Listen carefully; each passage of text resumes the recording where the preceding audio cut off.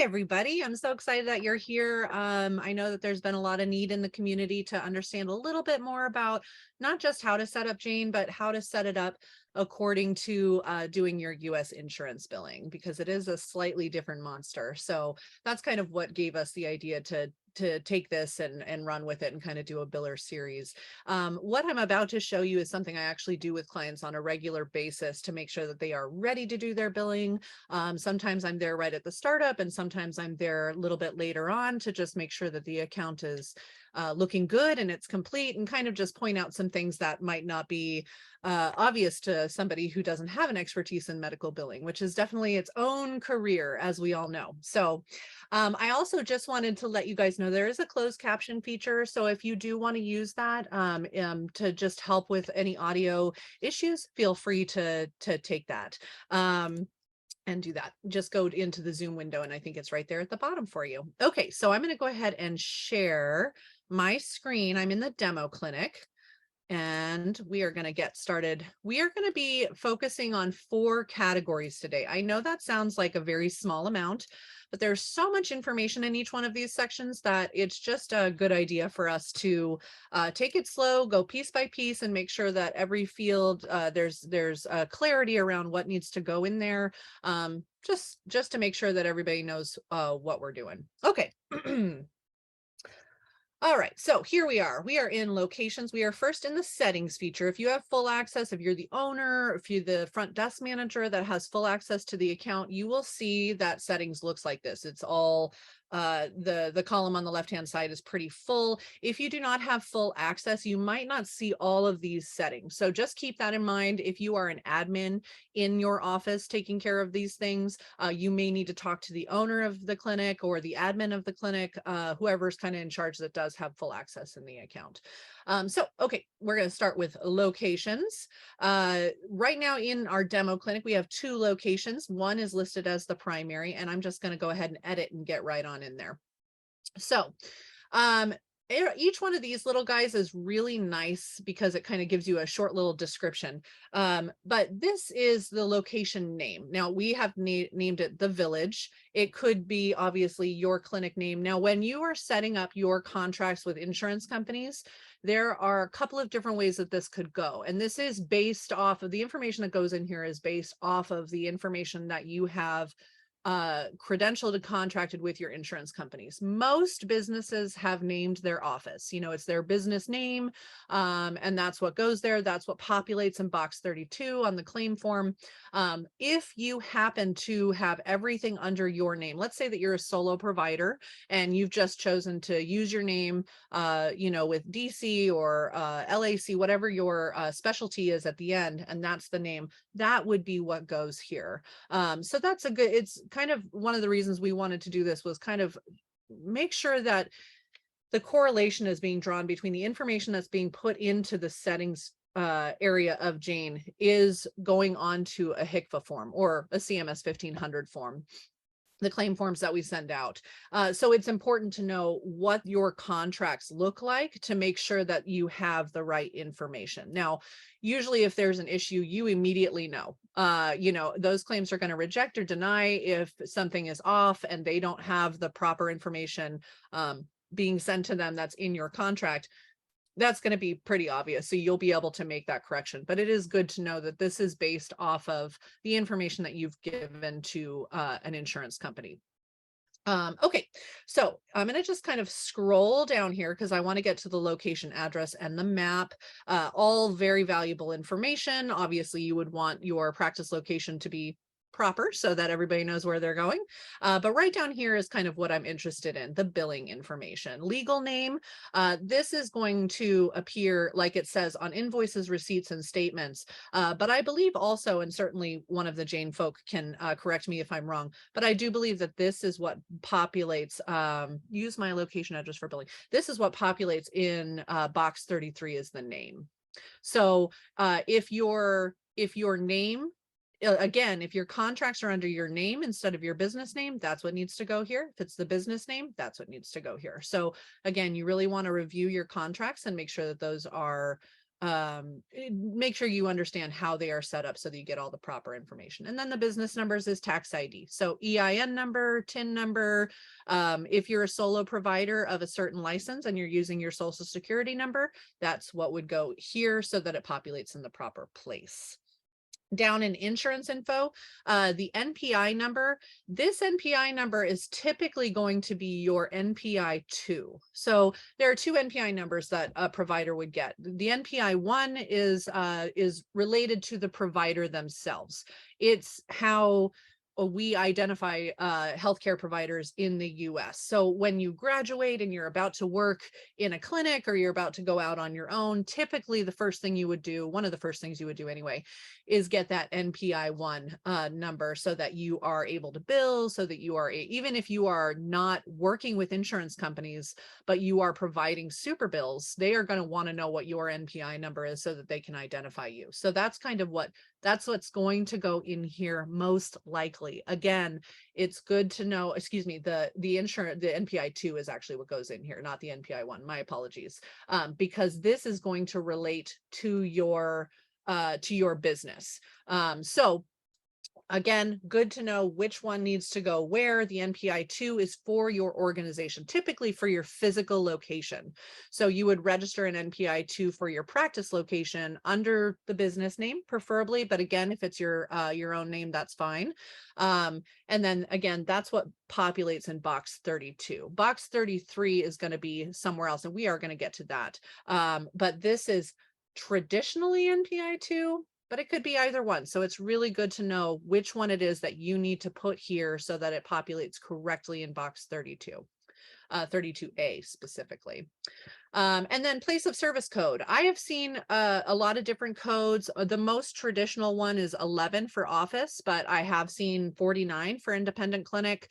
Sometimes that can cause issues with certain payers. So it is good to know that if you have a rejection or a denial coming back regarding your place of service, this is kind of where that's coming from. So it's good for you to know, what are you supposed to be registered as? Are you supposed to be using 11? Are you supposed to be using 49? Are you telehealth?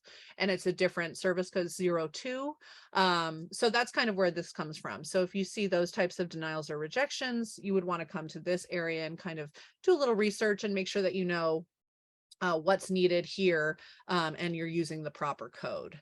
Again, I saw in the chat that most of our people attending today are chiropractic, alternative. I mean, most people who use Jane are alternative healthcare, but a lot of chiropractors, a lot of acupuncturists, things like that. Traditionally speaking, 11 is the place of service code. That doesn't mean that that is the place of service code. It's just the most common one for offices that are not affiliated with the hospital. So, okay.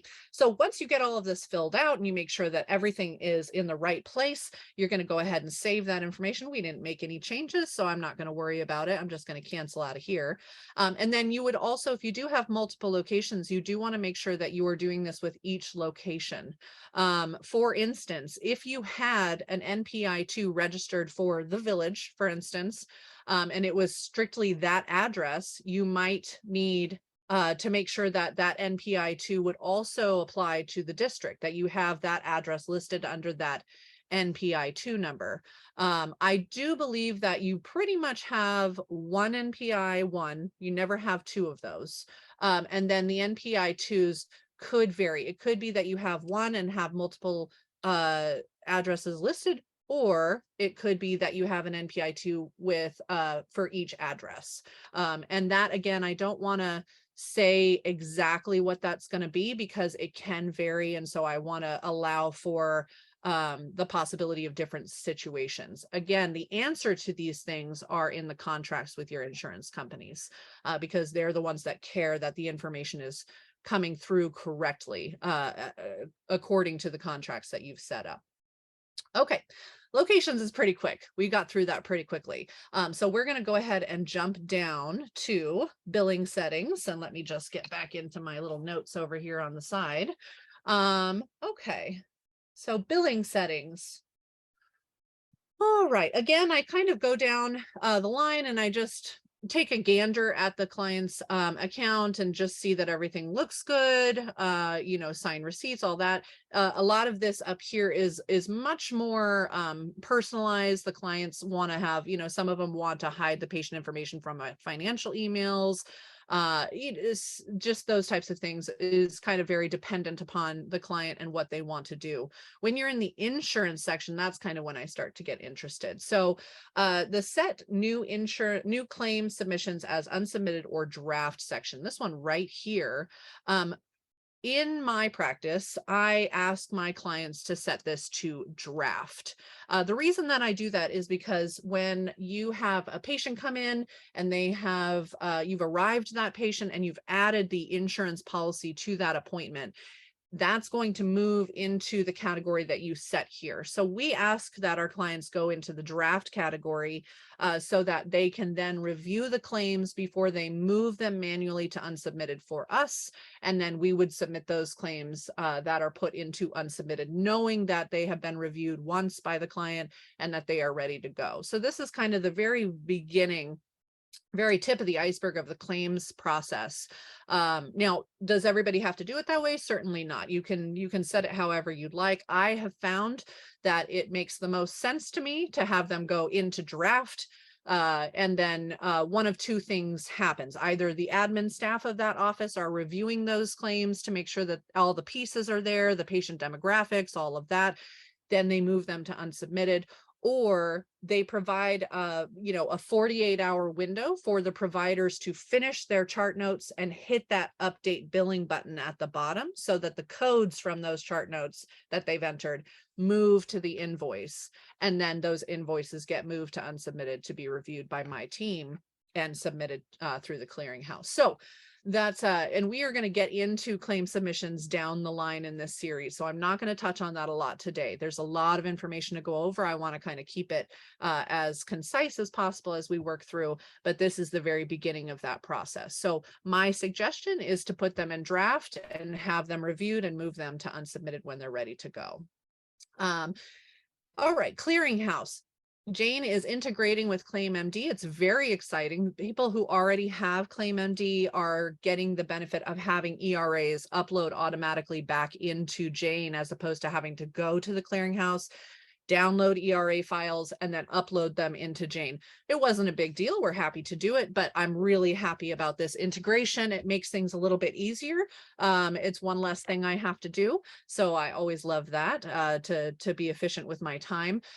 There are other options. Obviously, we have Office Ally. I've worked with Office Ally the longest. I believe in this lineup, with the exception of Availity, depending on who you're submitting for, is one of the cheaper options.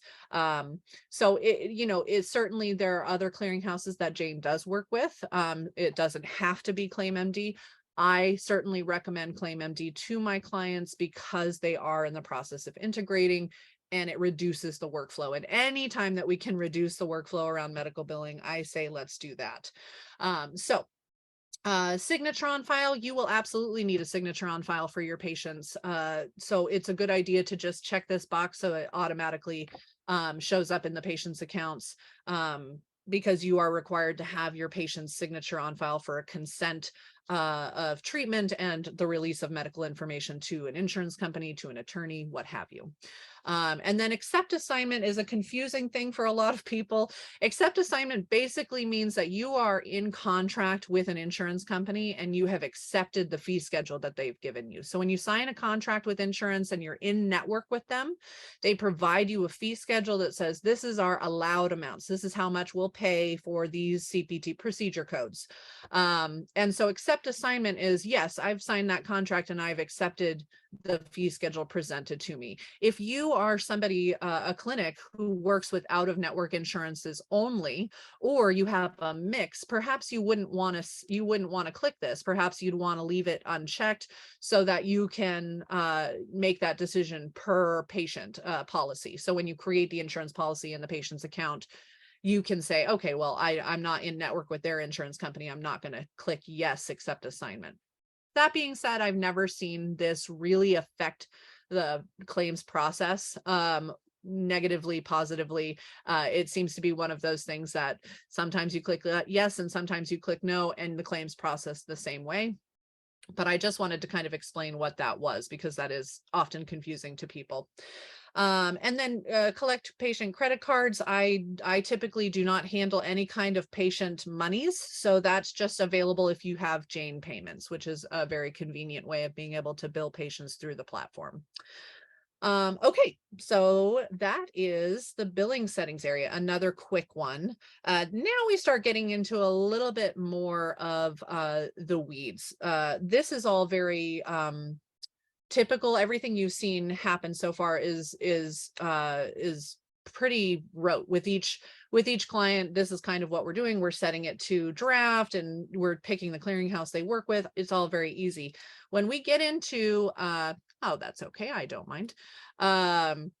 When we get into insurers and billing codes, that's when it starts to get a little bit furry. Insurers, this is the place where you set up the insurers that you're going to work with. Whether you're in network with them or out of network, you're going to need that insurer placed in here so that you can bill to them. Now, just to clarify, if you are an out of network biller, an out of network provider, that is not billing those claims for your patients. You are just providing a super bill to your patients. You don't necessarily need this. However, some of the insurance companies may require that the policy in the patient's account is filled out accurately and completely and shows up in the super bill. They're very particular, some of them especially are very particular about what they want on the super bill. They want as much information almost that you would have on a claim form, which is pretty obnoxious. But you know, that's life with insurance. So it could be a toss-up. It could be one of those things where you don't need insurers in here and you're able to provide everything to an insurance company out of network that they would need to reimburse the patient or process for the patient. But I think you may find that you'll have to go to these lengths to get everything on the super bill for the patient, including putting billing codes in, the procedural codes and the ICD codes and all of that. So anyway, we're going to kind of touch again on that a little bit later in the series when we get to claim submissions. But it's good to know in the meantime. Okay. So most national insurance companies or international insurance companies, such as Blue Cross Blue Shield, which is here, have a huge network. They're all across the country. They're up in Canada. They're in other countries. And so what they do is they set up their organization so that you submit to your chapter. So I'm in Oregon. Our providers submit to Regions Blue Cross Blue Shield of Oregon. Even if the card is Blue Cross of Illinois, Blue Cross of Texas, whatever it is, that's the chapter that we submit to. So that means that we really only need one policy in here, one insurer rather, because we're only submitting to that one payer ID. And the payer ID is right here. And I'm actually going to edit this so that we can see the payer ID in the policy. So this is an insurer when you're loading it in. It has the physical address, which is not necessary if you have a payer ID. The payer ID is the electronic address. So when we say we're sending it through a clearinghouse, the clearinghouse is essentially an electronic post office.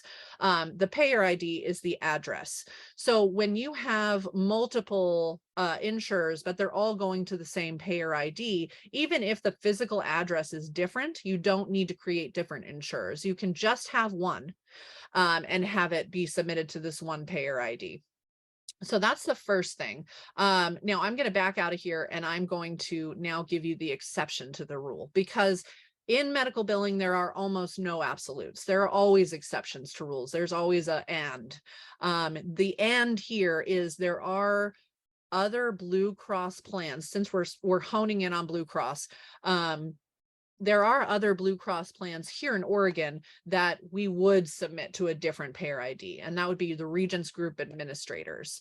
And so it is important to look at the back of the patient's insurance card. Indeed, it is the best idea to get a copy of the patient's insurance card, front and back, along with a picture ID, and keep it in the files section of that patient account so you can reference it. That way, if there's anything that goes wrong with the claims, you have the ability to look at the actual card and find out what that problem is. It could be something like this. It could be that you thought, oh, I have to send it to my local Blue Cross chapter. Great, I did that. And it rejects and says you sent it to the wrong payer. It could be that it needed to go to something of this type of situation, like Regents Group Administrators, and it would tell you that on the back of the card. So it's good to get in the habit of reading the back of the card and understanding where the claims need to go. Most Blue Cross cards instruct you submit to your local chapter. That's what it's talking about when it says that. Okay. Again, another slight deviation to the rule is if, let's say, for instance, here in Oregon, that I have a patient with Blue Cross, but it's a Medicare Advantage plan. Now, it has the same payer ID. I'm sending it to the same place, but it might be beneficial for me to create a new insurer that's Blue Cross Blue Shield Med Advantage. And the only reason that I would do this is because I want to know in the claims process that it's a Medicare Advantage plan, because they require different modifiers. They have different requirements on their claims than the average commercial insurance does. So it's good for me to know, as the person reviewing the claims, the last person reviewing the claims before submitting them, to say, oh, this is a Medicare Advantage plan. I need to make sure that AT is on my Chiro codes, or GP is on my therapy codes, whatever that may be. That is a different rule than the basic commercial insurance. So that's one instance where you would actually create two insurers with the same payer ID, just so that you have it labeled correctly, so you know what modifiers to add down the road. I know some of you have gone cross-eyed at this point, and I apologize on behalf of all insurance companies everywhere. They like to make it really complicated, and there's just nothing I've been able to do about it other than be here and give you the information. So okay, so those are the instances. The point of it is always look at that insurance card, always look at the back of it and see what the instructions are. Oftentimes they will tell you exactly where you need to send it. Sometimes they don't, which is pretty obnoxious, and you have to contact them. But I do recommend that offices keep a spreadsheet of their insurers where they can kind of keep track of certain plans. What's wonky about them? You know, is there something funny about it? Is there a UHC Med Advantage AARP that you send to that will only pay the Chiro codes and then forward the claim onto Optum to have the PT codes paid, but they don't pay it, so you have to call Optum? These are things that you really want to write down and know and get ahead of it in the workflow, as opposed to always being surprised by the mess that insurance creates. Okay. Treat CPT units as separate line items. There are certain insurance companies that will pay the first unit of a code one way, the second unit of the code a different way, and the third unit another way. If you want really extra meticulous recording of that so that you understand how that's working out, you would click this, so that if you had 4 units of 97140, you could put those details in specifically to each line item. If you don't feel like being that meticulous, you can certainly have it grouped together and then just do a little calculation in the moment and put the whole payment on the one code. So it's certainly up to you. Insurer submits claims to secondary payers. Right now, the only one I know that does that religiously is Medicare. Medicare, the government insurance, they forward on the claim once it's processed to the secondary or the supplemental, as long as the patient has handled the coordination of benefits. Now, with Medicare as the primary, that is usually the case. Usually it's been worked out because Medicare is a little extra diligent with their patient demographics, their demographic, as opposed to commercial insurances that are like, hey, you're on your own. You have to submit to secondary supplemental. But Medicare, typically the coordination of benefits has been taken care of. You click this. That way, when you add the primary insurance into an invoice and the secondary insurance into that same invoice, which you must do, It will, instead of the secondary claim going from waiting on primary to draft to be submitted, it will just move to submitted because it has been submitted by Medicare. And so then it's just waiting for the payment to come in on the secondary or supplemental plan. Hopefully that makes sense. Again, some of these things we're going to get into greater detail down the line in this series when we're doing the claim submission portion of it. That's going to be an entire class because it is quite extensive. Okay, I'm going to cancel out of this. Not every single field, let me get right back in. Sorry, guys. Not every single field is necessary. Like I was saying, you don't need a physical address as long as you have the payer ID. However, you will need the insurance program. If it's a commercial insurance company, you can just click commercial insurance company. This is not as crucial to claims processing, except for Medicare. Medicare likes to, Medicare Part B is what most of you would probably be working with. Medicare A is hospital. But if it is a Medicare B plan, it is good to assign it that because Medicare is one of the more finicky organizations, being a government organization. So it's good to have that labeled. Jane will stop you if you don't have this labeled in the claims process. So it's good to just take care of that right off the bat. And I'll just cancel out of that. Okay. All right, I can see that we are running short on time. So I'm going to move into billing codes. And if once we're doing the question and answers, if you have anything further with this, I'd be happy to answer those questions. All right, let's go into billing codes. Billing codes. This is where we put our CPT codes. That's the procedure codes, basically. So the services that you're providing, that's what goes in here. I've had a lot of people ask me, how do I set my prices? I always recommend using the your state's workers' comp fee schedule.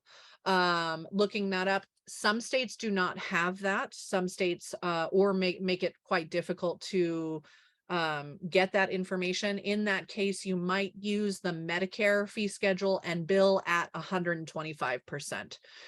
So that means if the Medicare fee schedule is $100, you're billing at $125. And that just we always want to be charging more than insurance is actually paying, because they do internal audits to determine when it's appropriate for them to raise their fees. So we always want to be charging them more than they're paying to get them to raise those fees to closer to the industry standard that we would all like.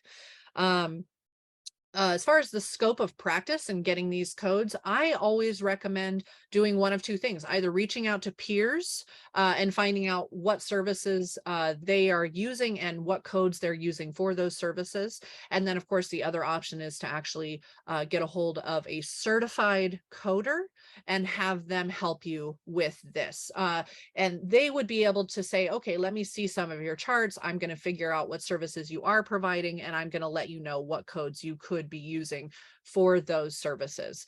Certified coders are worth their weight in gold.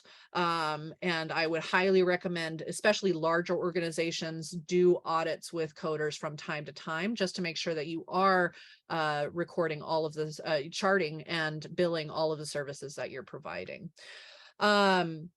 This is also where you would be putting modifiers in. So let's just hop into therapeutic exercises here. This is, you would go in, you would say, this is a billing code. I can't alter this because it's attached to things.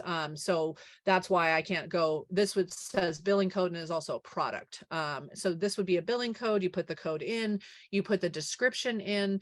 Sometimes, especially if you're working with a procedure code that is very unspecific and needs further specification, you would say include in claim submissions and then write it here so that it actually shows up on the line item on the CMS 1500 form and further defines the service. Otherwise, you'll get a rejection on that claim for that code saying, we don't know what this is, please let us know.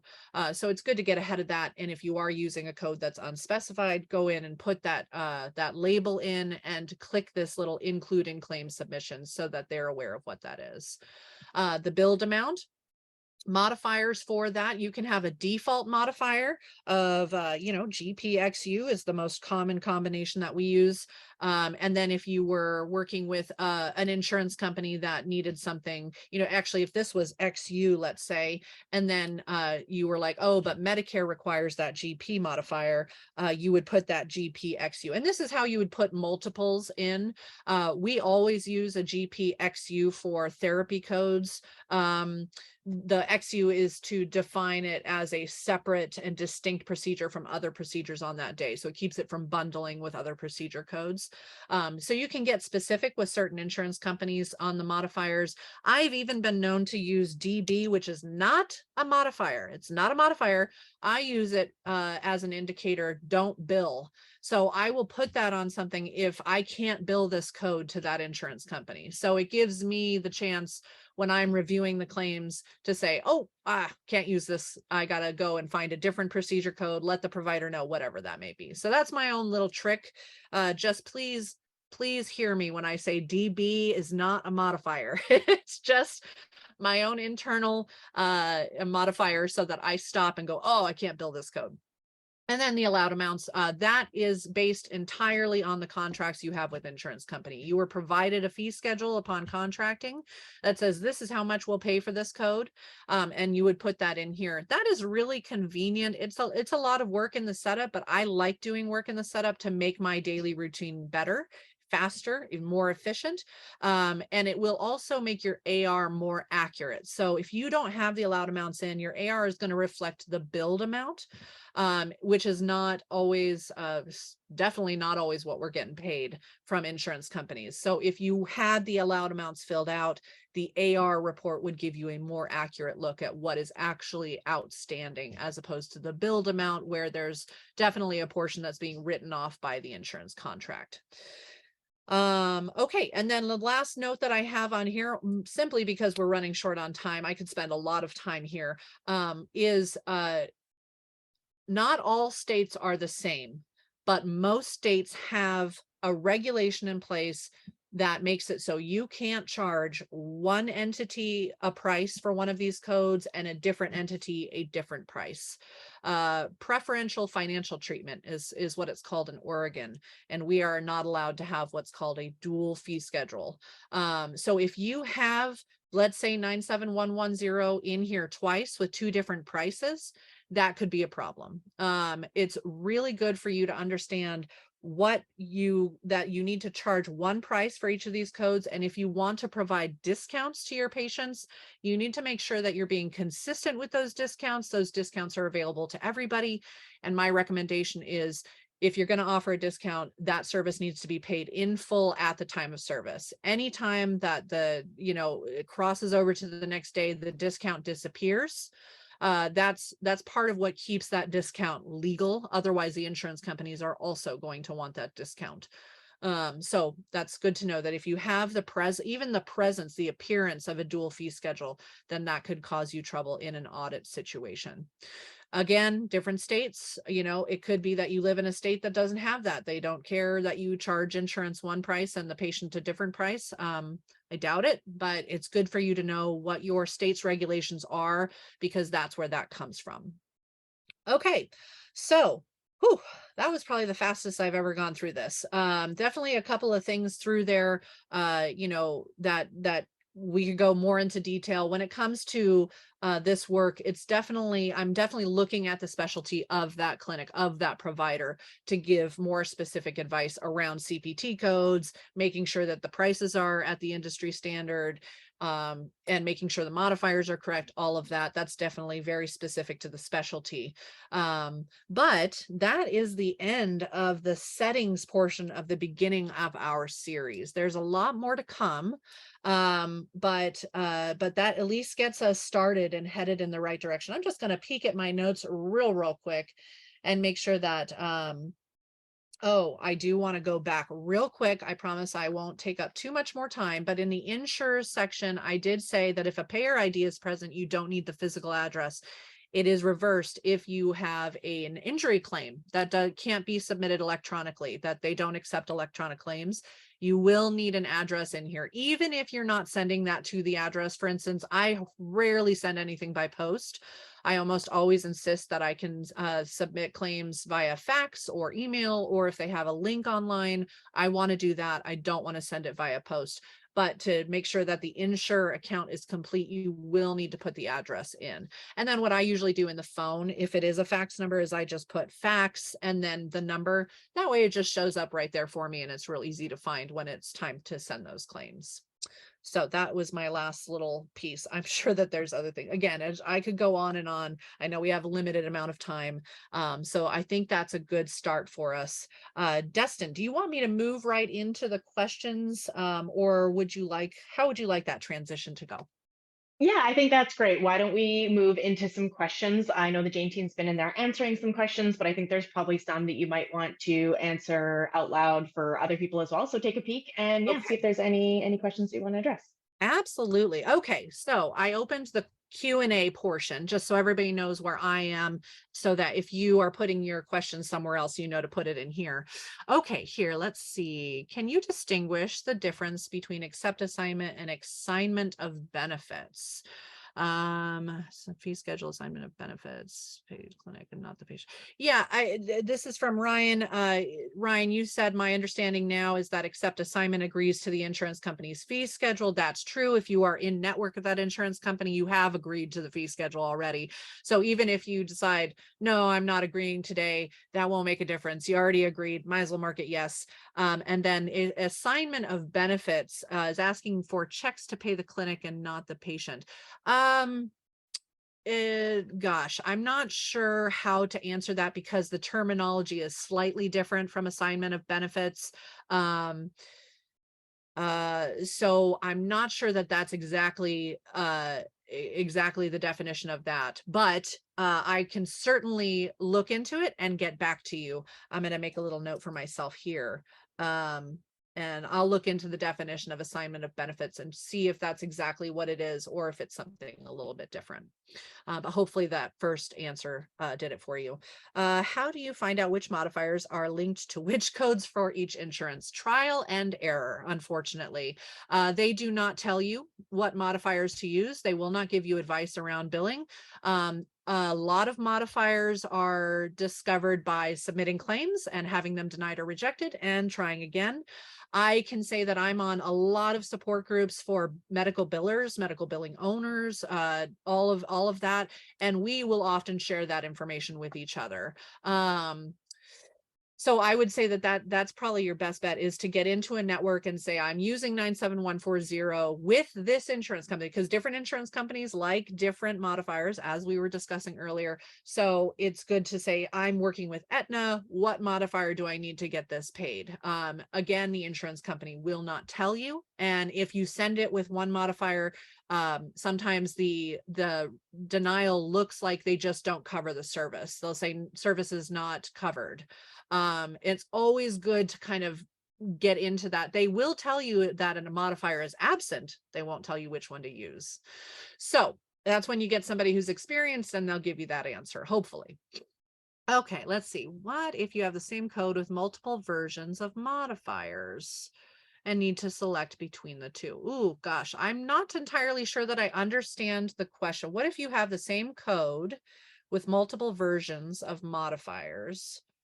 And then I have an example of a CPT with a point V1, and then the same CPT with a HQ VX, V exclamation point. Gosh, I don't know, but you're more than, if you're willing to reach out to me, I'd be happy to get into this with you and see what exactly it is that you're looking to do, because I'm not quite sure what the question is. So I would have to look into it a little further with you to know what the answer might be or how to find the answer.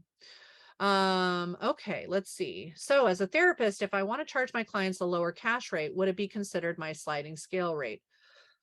Okay, I'm not going to get too deep down this one because this one is hard for me, but if you are working with insurance companies, you cannot have a sliding scale in most states. That is unfortunately just not copacetic. So again, reach out to me and I'd be happy to explain a little bit further. What I would recommend instead is to do one of two things: either have a percentage discount that does not exceed 20% and apply it to time of service, and have them pay in full at the time of service. Or you can explore using financial hardship forms, which gives you the ability to alter the patient's responsibility however you need to accommodate their financial situation. But I highly encourage everybody to reconsider sliding scales if you work with insurance. If you are a cash-based practice, by all means do sliding scale. But it's not a great idea if you are also under contract with insurance companies. When will the next video series be regarding claims submission? That's a great question. We are going to figure that out and we are going to let you know as soon as we know. I don't know that we know that yet. Destin, do we? Not quite yet, but that is definitely something we will chat about and let everyone know. So you are on our email list. We will send an email. We will post it in the community group on our social as well. But yeah, we will work on that and get that to you ASAP. Tremendous. Okay. In Michigan, if we didn't click accept assignment, the payment would get sent to the patient and not the clinic in our experience. So that's good to know. Thank you so much for sharing that, Kayla. It just goes to show that every situation is unique when it comes to insurance billing. Sometimes it doesn't matter over here and it matters greatly over there. So that's why you want to do your due diligence in knowing the insurers that you are working with, because it's going to be very specific. So in that case, very important to click the accept assignment button. Okay. Let's see. Okay. Why does the taxonomy and NPI show up in ClaimMD for the some insurers and not others? That's a great question. We'd be happy to get into that with you. I'm not quite sure, knowing right off the top of my head. But if there's something that's being missed, we certainly want to grab a hold of it and get that taken care of. So we will get into that. So I think Okay. we're just about at Yep, time. So I think that's maybe perfect. maybe we'll wrap it up here. Great question, Michelle. How to get in touch with Courtney? We will include links to all of her website and everything in the follow up email, so you will get that. I'm also going to do a little plug for our community group here right now as well. I'm going to post a link in the chat. So join our community group as well. Courtney's in there as well, and she just recently posted about. Can you explain the post that you put in there? I put a link to it, Courtney. Yeah. Yes, thank you, thank you. Yeah, I just recently wanted to know in the community what kind of need there was around patient billing, in the sense of understanding when an invoice was ready to go off to the patient. Insurance has responded, and how to go through that process. So I'm creating a workflow around patient billing, and I'm interested in that need in the community. Are people looking for somebody to kind of do that work for them or teach that, one of the two? And then the other question in the post was, I have a certified coder that I'd like to start working with. We would like to create kind of an audit service so that charts and claims and EOBs can be reviewed, and then feedback can be provided to the provider as far as what services are they doing that they're not charging for, ICD codes, all of that. So I just would love a little bit of feedback around that and see what kind of need there is in the community and if that's interesting to people and how much they would expect to pay for something like that, all of that good stuff.